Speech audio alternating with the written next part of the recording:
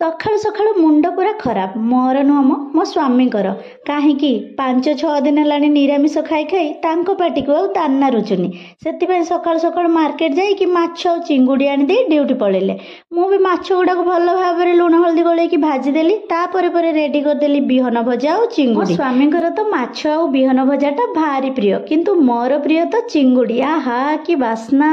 ଆଉ ଡିମ୍ପଲିର କୋଉଟା ପ୍ରିୟ ଏପର୍ଯ୍ୟନ୍ତ ଜଣା ପଡ଼ିନି, କାହିଁକି ନା ଆମେ ଯାହା ଖାଉଛୁ ସିଏ ଆମ ସହିତ ମିଶିକି ଖାଇଦଉଛି। ଗୋଟେ ସାଇଡରେ ଭାତ ଆଉ ଗୋଟେ ସାଇଡରେ ତରକାରୀ ବସେଇଦେଲି। ଝିଅ ଶୋଇଛି ନା, ସିଏ ଉଠିବା ଆଗରୁ ମତେ ରୋଷେଇ କାମ ସବୁ ସାରିବାକୁ ପଡ଼ିବ। ଦେଖ ମୁଁ ଏପଟେ ରୋଷେଇ କରୁ କରୁ ମ୍ୟାଡାମ ଉଠିକି ଚଢ଼ି ଗଲେଣି ଝରକା ଉପରକୁ। ତାପରେ ତା ବାପା ବି ଆସିକି ପହଞ୍ଚିଗଲେ, ଆଉ ବାପ ଝିଅ ମିଶିକି ବସିଗଲେ ଖାଇବା ପାଇଁ। ତାଙ୍କୁ ମୁଁ ଭାତ ସହିତ ସବୁ ତରକାରୀ ବାଢ଼ିଦେଲି, ସେମାନେ ଫାଷ୍ଟ ଖାଇଦେଲେ, ଆଉ ତାପରେ ମୁଁ ବସିଗଲି ମୋର ଅତି ପ୍ରିୟର ଚିଙ୍ଗୁଡ଼ିକୁ ନେଇ ଖାଇବା ପାଇଁ। ଦେଖା ହବା ନେକ୍ସଟ ଭିଡ଼ିଓରେ। ବାଏ।